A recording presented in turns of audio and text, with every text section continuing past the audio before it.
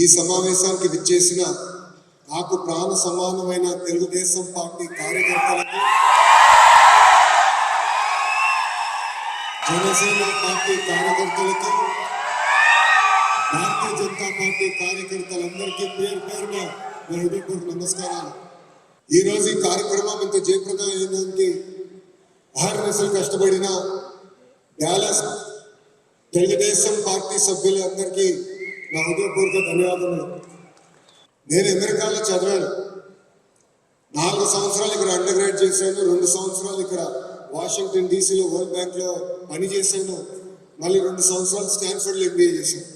దానికోసం తప్పట్లో చెప్పలేదు. కానీ ఈరోజు అంటే ఈ దేశంలో సుమారుగా 9 సంవత్సరాలు నేను ఉన్నా. కానీ ఎప్పుడు జరగని సంఘటన ఈరోజు ఒకటి జరిగింది.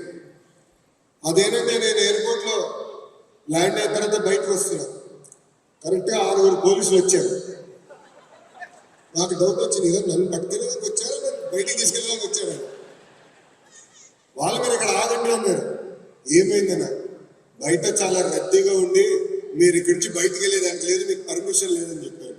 అంటే నేను డాలస్లో అడుగుపెట్టిన దగ్గర నుంచి ఈరోజు ఇప్పుడు ఈ కార్యక్రమం వరకు నాకు ఇంత పెద్ద ఘన స్వాగతం పలికిన మీ అందరికీ నా హృదయపూర్వక ధన్యవాదాలు. అమెరికాలో ఉన్నానో ఆంధ్రప్రదేశ్లో ఉన్నానో డౌట్ వచ్చింది నాకు ఈరోజు.